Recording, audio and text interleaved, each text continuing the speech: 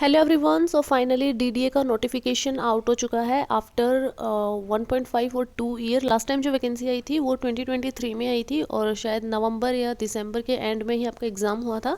उसके बाद में ये वैकेंसी अभी आई है। तो इसमें हर ग्रुप की वैकेंसी है, A group, B group, C group, तीनों की वैकेंसीज़ हैं यहाँ पे। टोटल जो वैकेंसीज़ हैं वो भी 1732 1732 वैकेंसीज़ हैं यहाँ पर। और ये नेशनल लेवल का एग्ज़ाम है।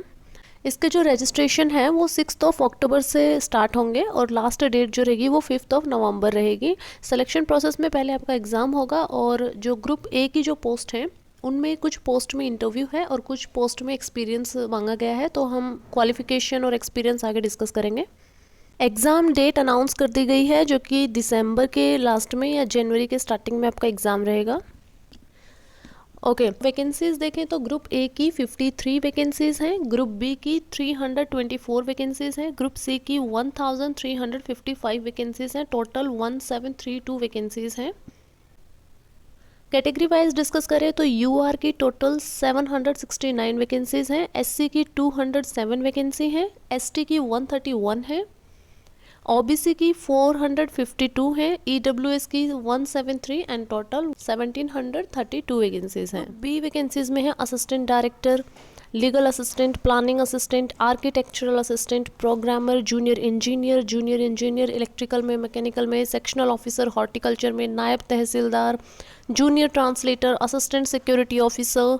सी ग्रुप में सर्वेयर, स्टेनोग्राफर, पटवारी, माली, junior secretariat assistant, multitasking staff. यहाँ पर जो मल्टीटास्किंग स्टाफ है ये ग्रुप सी में आता है और इसकी वैकेंसी भी जनरल की 298 वैकेंसीज़ हैं। सबसे ज़्यादा वैकेंसी मल्टीटास्किंग स्टाफ की ही है।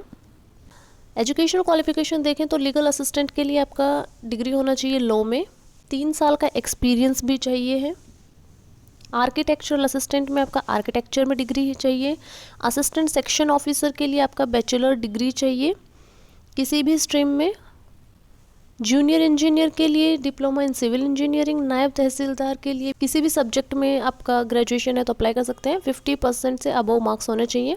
सर्वेयर के लिए डिप्लोमा या फिर 2 साल का नेशनल ट्रेड सर्टिफिकेट होना चाहिए आपके पास में और 2 साल का एक्सपीरियंस चाहिए। पटवारी के लिए भी ग्रेजुएट होना चाहिए। सो ये कुछ मेन पोस्ट थी। एमटीएस का 10th पास है तो अप्लाई कर सकते हैं। एग्ज़ाम पैटर्न डिस्कस करें तो सेम एसएससी की तरह ही होता है और एसएससी से भी एक लेवल नीचे का पेपर रहता है। इसमें भी reasoning, GK, English, math 120 number का पेपर होता है। 120 ही क्वेश्चन रहते हैं और 2 घंटे का यहाँ पे टाइम मिलता है। पेपर का लेवल सेम एसएससी की तरह ही होता है। अगर सैलरी की बात करें तो डिप्टी डायरेक्टर ये लेवल 11 में रहते हैं। इनका बेसिक पे 67,700 रुपीज़ रहता है जिसमें सारे अलाउंसेस वगैरह ऐड करके 1.5 लाख तक की सैलरी होती है। असिस्टेंट डायरेक्टर का लेवल 10 होता है। एईई का लेवल 10 होता है। लीगल असिस्टेंट का लेवल 7 है जिसका बेसिक पे 44,900 रुपये है। प्लानिंग असिस्टेंट का भी लेवल 7 है। आर्किटेक्चरल असिस्टेंट का भी लेवल 7, प्रोग्रामर का 6, जूनियर इंजीनियर का 6 है। एसओ हॉर्टिकल्चर का लेवल 7 है। नायब तहसीलदार का लेवल 6 है। 35,400 रुपीज़ इसका बेसिक पे है। सब कुछ ऐड करके ये जो सैलरी 60,000 तक का मिलता है। जूनियर असिस्टेंट का लेवल 6 है। Assistant security officer non ministerial का लेवल 5 है। सर्वेयर का लेवल 5 है। स्टेनोग्राफर का लेवल 4 है जिसका बेसिक पे 25,500 रुपीज़ है। पटवारी का लेवल 3 है, बेसिक पे 21,700 रुपये है। जेएससी का लेवल 2 है और माली का लेवल 1 है और एमटीएस का भी लेवल 1 है।